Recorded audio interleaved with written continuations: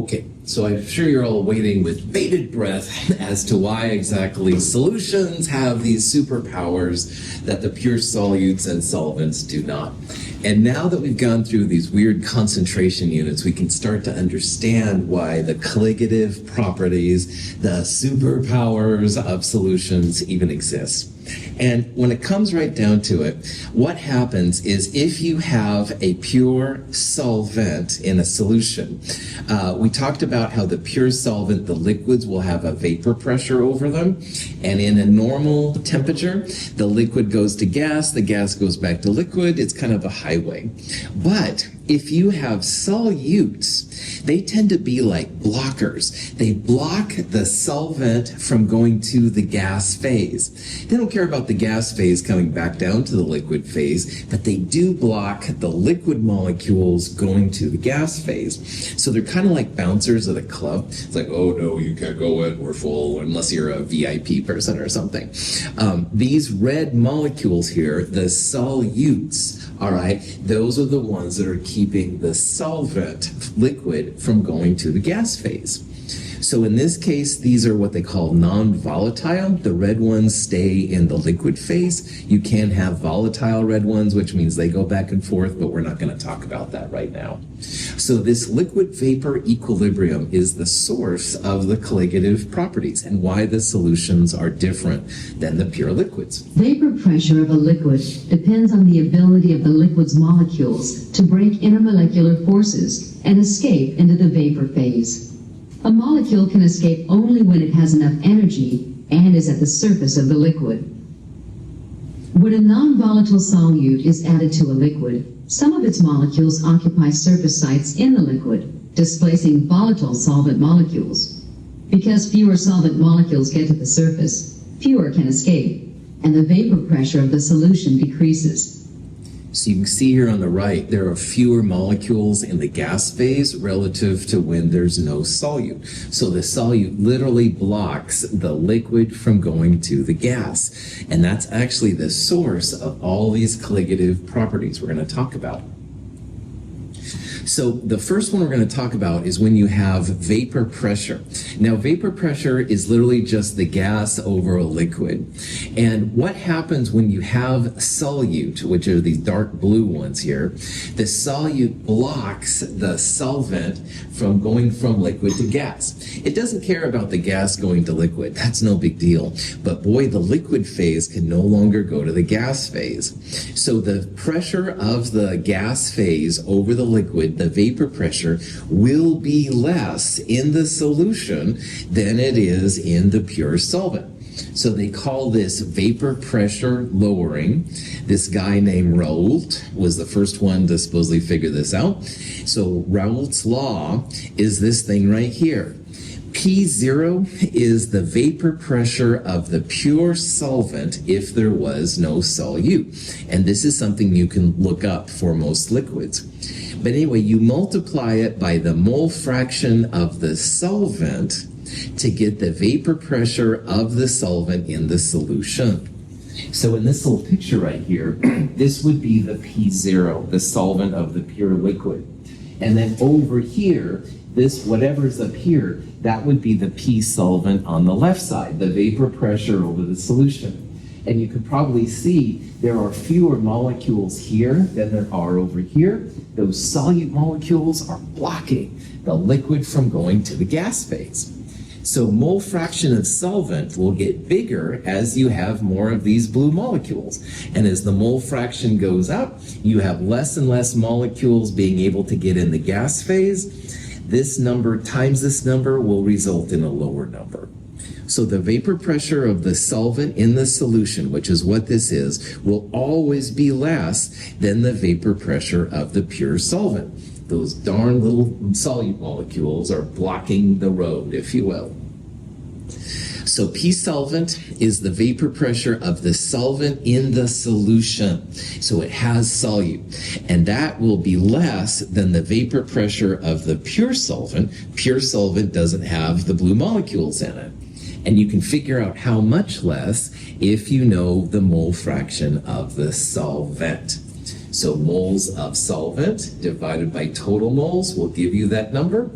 That times the vapor pressure of the pure stuff will give you the vapor pressure in the solution.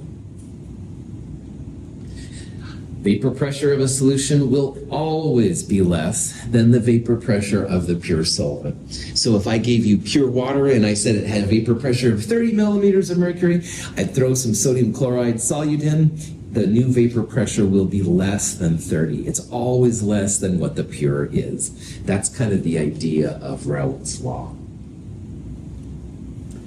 Okay, so here's an example of Raoult's law. We're going to use that same ethylene glycol, 62.1 grams and 250 grams of water.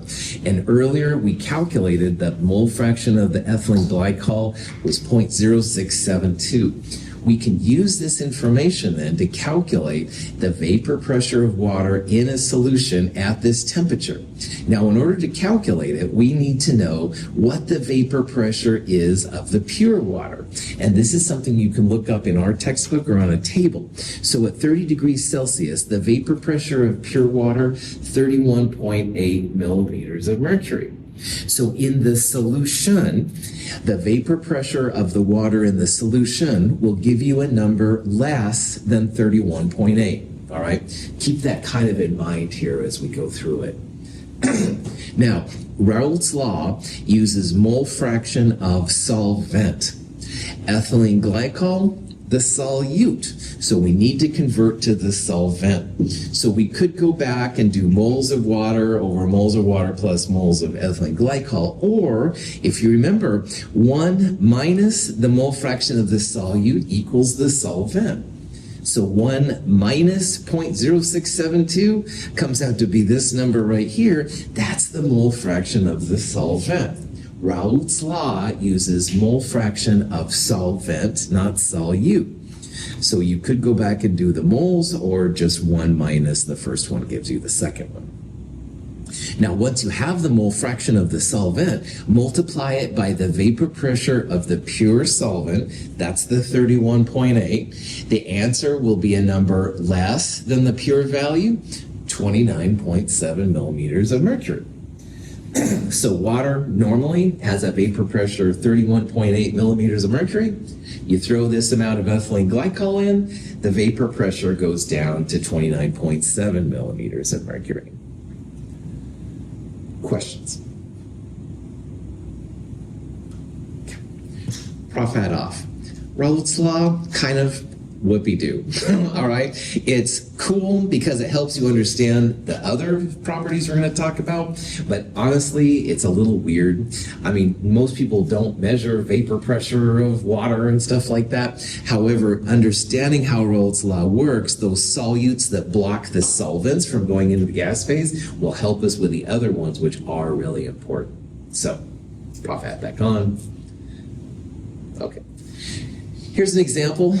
We're putting some iodine in carbon tetrachloride. Iodine will be our solute. Carbon tetrachloride will be the solvent. The pure carbon tetrachloride has this vapor pressure, 504 millimeters of mercury. So the question is, what's going to be the vapor pressure of the solvent CCl4 in the iodine CCl4 solution? So in the back of your mind, this is the pure solvent. The answer is going to be a number less than 504. All right. So it won't be A or B. Those are those are bigger. All right. That are at least equal to. It'll be one of these three down here. And probably it'll be closer to 504 than anything, but let's confirm it. So what we would do here, we need to find the mole fraction of the solvent. So we need to take the 300 grams of 1.96 moles. It gives it to us. Never mind. 1.96 moles, that's the moles of the solvent. You divide it by the total moles. 1.96 plus 0.04 comes out conveniently to be 2. So 1.96 divided by 2, that's going to be the mole fraction of the solvent. We'll multiply it by 504. The answer does come out to be 494. So here's the 1.96 divided by total moles. That mole fraction comes out to be 0.980. Multiply that by the vapor pressure of the pure solvent. This is the vapor pressure of the solution. So you measure the pressure over the solution, it'll be less than the vapor pressure of the pure carbon tetrachloride. That CCl4 is blocking the liquid from going into the gas phase. And if you have less gas, the vapor pressure will be less in the solution than in the pure stuff. Any questions? Okay. So vapor pressure, oh boy, whatever. But where these things really come into play is when you think about the changes to boiling and freezing points of solutions. Now, molar mass is really important in chemistry. And all three of us here, four of us, I guess here, did lab with the molar mass of the volatile liquid. You found the grams per mole of some liquid, and that's cool. But this is an even better way to find the molar mass of a solute. The lab we're going to do on Monday is a freezing point lab where we're going to find the molar mass and stuff like that. Now, how you can do it. This dark black line is the phase diagram for whatever solvent we're looking at. But then this light blue phase, this light blue line, that represents the vapor pressure when there's a solute. And you can see how the vapor pressure of the solution has affected your boiling point. Boiling point always happens where the liquid on the left of the Y turns into a gas. But with the light blue line, it takes an extra amount of energy, an extra amount of temperature. So what that means, excuse me, your boiling points of solutions will be higher than the boiling points of the pure water that you have. Let's say tonight you go home and you're hungry for pasta, and so you have to boil the pasta and stuff to make it soft. Normally, water would boil at 100 degrees Celsius, but a lot of times people will put salt in. It has a little bit of spice, a little bit of taste to the pasta that way. Well, adding sodium chloride is a solute. It makes your water boil a little bit higher than the pure water would itself. And that, of course, makes your pasta a little bit more liquid too and stuff like that. So this is very relevant on many different levels. The boiling point of a solution will be higher than the boiling point of the pure liquid. Yeah. And the thing was always to add salt so it boils faster. So it's just Good question. I would disagree with that as a chemist because it would take more energy to make it boil using this kind of stuff. It wouldn't take less energy, which I think would be faster. Now, sometimes too, Caitlin, there's other properties going on of boiling, but at least in this context, I would say it would take more energy, which would take longer. So I don't think that would be right. But again, maybe there's something else going on. So, these old wives' tale, urban legends, so. Other questions? So that, wait. Yeah. You're saying that they just put it in there for what, the flavor? Or Yeah, right on. It'll. okay, see, I'm not making that up. No. So from this chemist's perspective, all right, you're going to increase your boiling point. So from 100 to 105 or something like that. And it's going to take more energy to get to that boiling point. So I don't understand how it would be a faster process. You'd have to add more energy, more heat, to make it go there. So at least from this perspective, I don't know why it would be that way. Yeah. Can I just make a comment that? Of course. I wish they didn't name everything molality, molarity, solvent, solute, solution. Everything sounds the same. Me too, Leanna. Prof got really off now. I hate a lot of these conventions so bad, and I think they all stem. They got the mole, and they couldn't think of anything different. I guess I don't know, man, but it's horrible. The solution is the answer. Yeah. And SOL has a different meaning, like I said, and I don't want to say it in my G-rated class, but you kind of have to then think about which one is which, right? And I'm really sorry, I didn't make these rules. I'm just the messenger, Okay. Yeah, cool. That's a great comment, Leanna, and I'm sorry. I wish I had a better answer for you. I really do. So, other comments, questions? The forum is open. Go ahead. All the equations for this, is there like a list? Because like for some reason I'm just not following like how we get from like point A to point B to point C when given a certain set of information. Like if that makes any sense. I think so. What I would do big time is there's a concentration solutions handout. It's in the companion, it's online. I would send you the link for it. But boy, check that out, all right? Because it'll show you how to go from molality to mole fraction to molarity, all right? And it's kind of boring, I won't lie, but if you follow the steps, then you'll know how to do the steps yourself, okay? So that'll get you through these concentration units. Now, for boiling point, freezing point, Raoult's law, stuff like that, at the end, there's an important equation slide that will list those kind of things, and just kind of look over them, okay? There's a concept guide which shows like worked examples, how to go through them and stuff, and if you do them, you will figure it out. I mean, it's not super exciting, but they're really important for boiling points and freezing points and stuff. So, cool question, yeah. Other questions? Okay. So this page right here, the important parts. Normally, boiling would be, for the pure solvent would be here. This is the solution.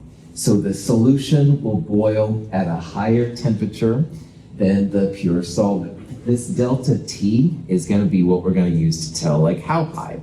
You add, a pinch of salt, it goes up a little bit. You add a lot of salt, it'll go up a lot, all right? So the more solute you add, the bigger the delta T is going to be.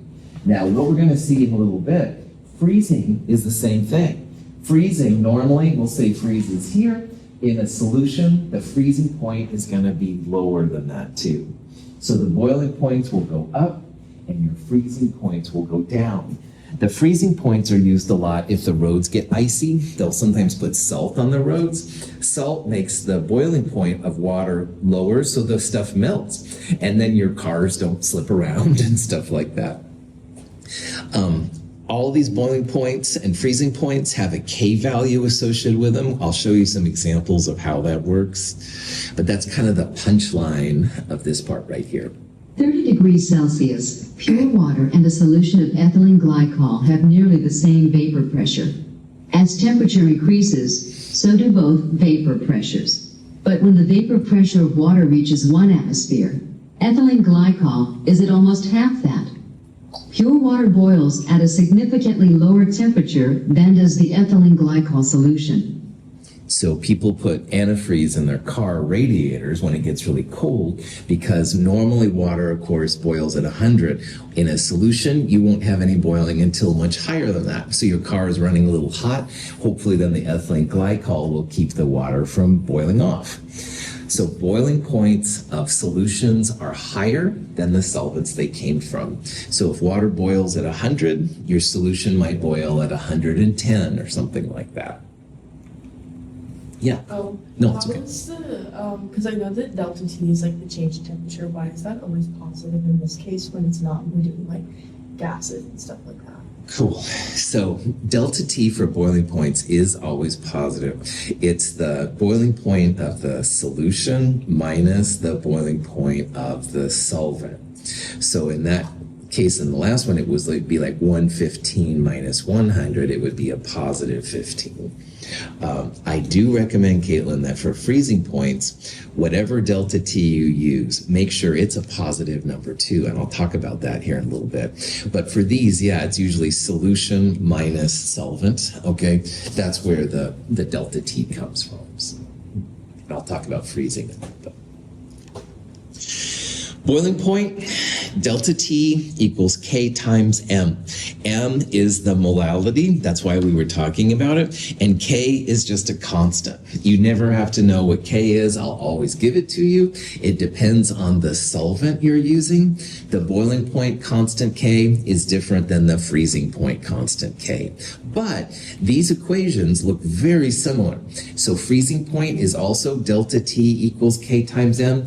Boiling point is delta T equals K times M. So this is an example of how you could figure out what the boiling point of your solution is. So we've got 62.1 grams again of ethylene glycol and 250 grams of solvent water. What's the boiling point? You will need the boiling point constant for the solvent for water. It's 0.512. And if we take that and we multiply it by the molality of our solution, we'll see how much higher the solution is relative to the pure solvent. So one thing you're going to need is the molality. Now, molality is moles over kilograms. So in this case, moles of solute is this 1.00 number. We'll divide it by 0.250 kilograms. Molality is per kilogram. Earlier, we calculated 4.00 molal. It's 1.00 moles divided by 0.250 kilograms. Once you have that, this number is the little m right there. And K is just something that will be given to you. So K times M, if you put that in your calculator, it comes out to be 2.05. So water, like I said, normally boils at 100 degrees. It's going to be 2.05 degrees higher. 102.05 would be the new boiling point in this case. So putting 1 mole of ethylene glycol and 250 grams of water, your boiling point goes up to 102.05 Celsius. We're taking the delta T and adding it to the boiling point of the pure solvent. Questions? Is that cool? All right. The nice thing about freezing point is it's the same equation, all right, but there's one little catch we'll talk about.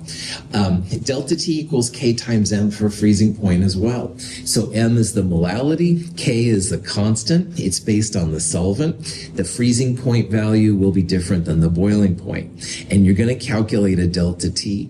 But here's where you have to think a little bit. The delta T of a solution will be lower than the temperature that the solvent normally freezes at. So as an example, water freezes at 0 Celsius. Your solution might be -5 degrees Celsius.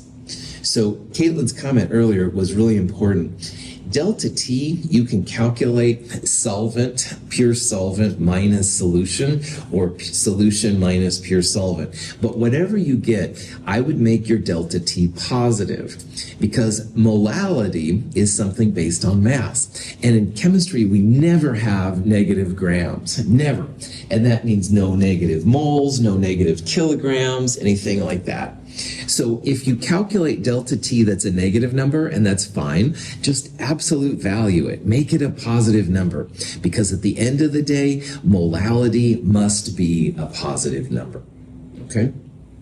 So you can define delta T any way you want, but whatever number you get, make it positive, and because molality must be a positive thing. Here's an example of a video. This shows ice as sinking in liquid water, and we talked about ice floats on liquid water. So with that one caveat, you can see what's happening. The yellow molecules over here are the solute. They block the liquid molecules from going to the solid phase. That's kind of the punchline here. Water freezes, its molecules leave the liquid phase and attach to other molecules in the solid phase. At the freezing point, an equal number of molecules move into and out of the solid phase. A solution of ethylene glycol, automobile antifreeze, has a freezing point lower than that of pure water. Molecules of the solute block the interface between the solid and liquid phases, thus decreasing the rate at which molecules leave the liquid phase and attach to the solid. So here, the solid goes to liquid, the liquid goes to solid, everybody's happy. Over here, though, the liquid can't get to the solid as readily. Those bouncer solute molecules are preventing the liquid from going to the solid phase. Solid can still get to liquid, no problem. But again, it's the liquid phase which is impaired by the solute. It blocked the liquid from going to the gas. It's blocking the liquid from going to the solid phase. So freezing points of solutions will always be lower than the pure solvent. Solutions had higher boiling points than the pure solvent, but the freezing points will always be lower. So Here's an example of how to calculate the freezing point of a 4.00 molal ethylene glycol water solution. We need the 1.86, the constant. That'll be a number that'll be given to you. You don't need to worry about that. So what we're going to do first is we're going to take that K, we're going to multiply it by the molality, and you get a delta T of 7.44. Now this is where it's really important to remember the solutions will have lower freezing points than the pure liquids. So normally water freezes at 0 Celsius. The solution will be 7.44 degrees lower than that, so it comes out to be minus 7.44 degrees Celsius. So your solution of ethylene glycol water will still be liquid all the way down to minus 7.44. And if you're in an area where it freezes a lot, this could be the difference between having a regular radiator and a cracked radiator. Any questions? Again, the punchline, molality has to be positive. So if you calculate a negative delta T or something like that, it's totally fine. Just make sure your molality is a positive number. Okay, here's a question that says, which of these would have the highest freezing point? Now remember that we're talking about freezing point lowering. So solutions will be lower freezing points than the pure liquids. So here you've got all these different kind of compounds. Water is going to have the highest freezing point. Solutions will always be lower than the pure solvents. So if you see a question like this, water would have the highest freezing point. If it was a boiling point question, water would have the lowest boiling point because solutions would be higher. But freezing point, water would be the highest freezing point and the solutions would be lower. Questions on that? Cool. All right. If you have a compound that breaks up into positives and negatives, electrolytes, you have to multiply it by what's called the Van Hoff factor. And the Van Hoff factor is just equal to the number of ions in solution.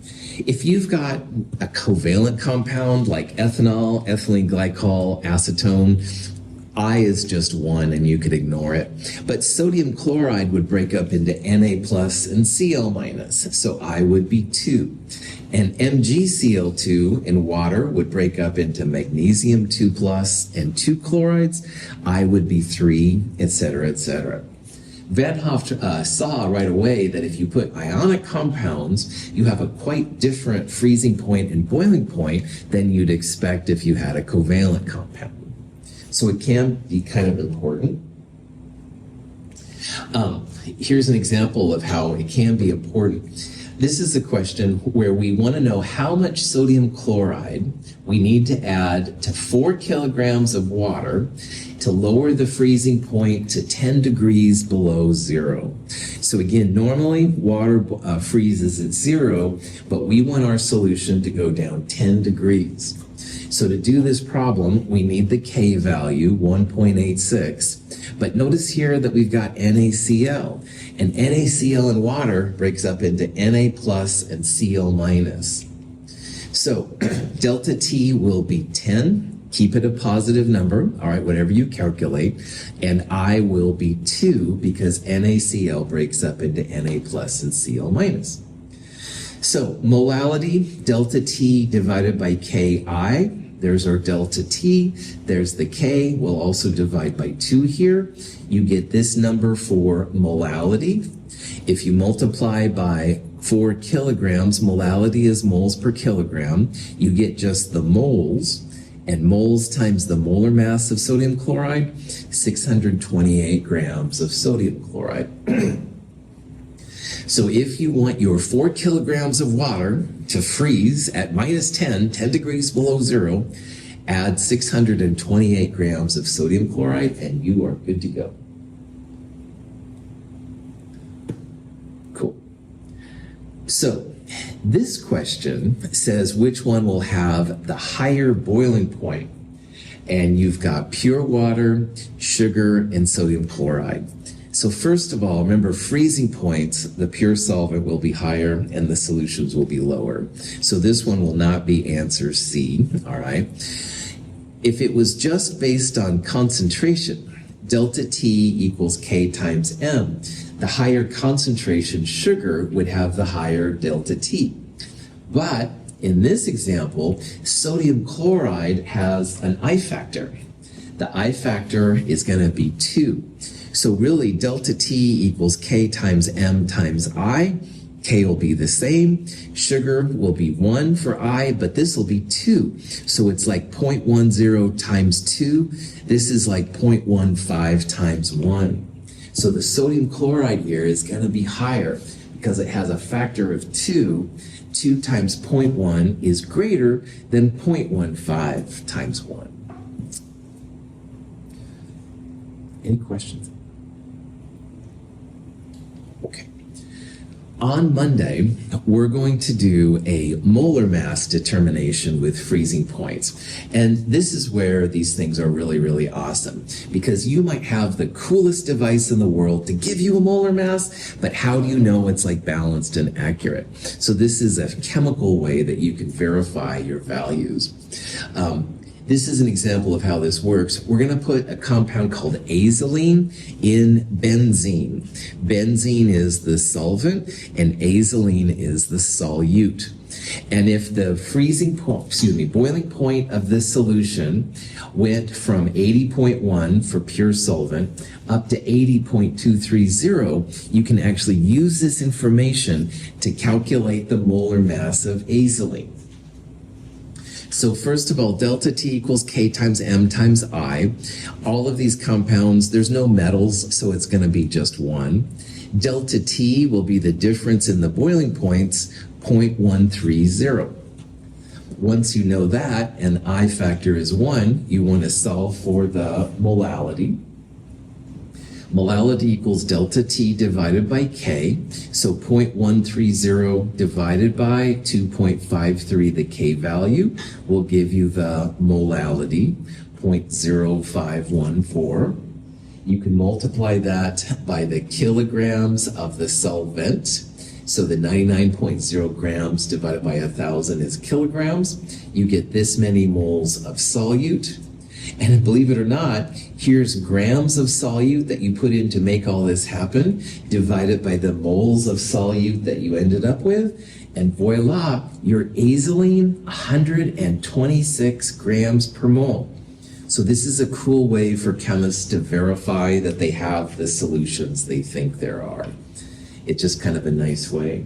Now, in lab on Monday, if you want, this is a quick and dirty way to calculate molar mass.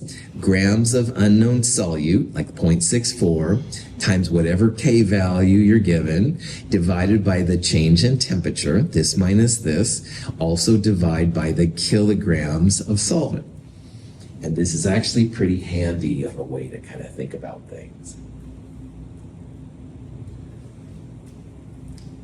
Any questions? Okay. So this will be what we'll do on Monday. It's kind of a nasty lab. Like I said, bring your glasses, wear old clothes, but it is kind of fun to see how you can get the molar mass. One more colligative property, we're just about there. Osmosis, or osmotic pressure, same thing, is a fascinating phenomena. If you have a solvent and a solution, and between them is a semi-permeable membrane, believe it or not, the solvent rushes to the solution side. So there's actually a force that keeps the solvent molecules pushing to the solution side. Semi-permeable membrane might just be small holes in your membrane, or maybe the solvent is smaller than the solute, which actually happens quite a bit. But it is a force. You'll talk about more of the forces that make this possible in Chem 223. But for right now, for whatever reason, there is something that lets the solvent go to the solution side, and the solution parts don't go to the solvent side. It's kind of weird, but it is something that's observed, which is just crazy. Here's an example of a U-tube. On the left is the pure solvent, and on the right is the solution. And once the semi-permeable membrane is activated, notice here how the level of the solvent went down. All right. It actually went down by this amount, which could be measured. And that's because the solvent rushes to the side of the solution. So what was a concentrated solution actually becomes more dilute. And this is osmosis. It literally is a pressure. You can measure it in millimeters of mercury, like the gases we did, but it's the pressure of a solution, which is just wild. So osmotic pressure, which gets the symbol pi, pi equals ICRT. And pi is literally the pressure in atmospheres. I is the Van Hoff factor if you need it. R, 0.082057. The Kelvin temperature, and the concentration here is molarity, moles per liter. So not molality or anything like that. It's a bizarre phenomena. I still can't believe it does work, but it actually does, and it's just amazing. A solution and a pure solvent are separated by a semi-permeable membrane. Solvent can flow in both directions, but the solute cannot. Here, pure water moves into the solution, working to bring both the solution and pure water to the same concentration. This process, osmosis, continues until the flow of water across the membrane is balanced by the pressure exerted by the water column. A semi-permeable membrane blocks solute molecules, but allows solvent molecules to pass in both directions. The number of solvent molecules moving from the solution side to the pure solvent side is less than the number moving into the solution side, resulting in a net flow into the solution.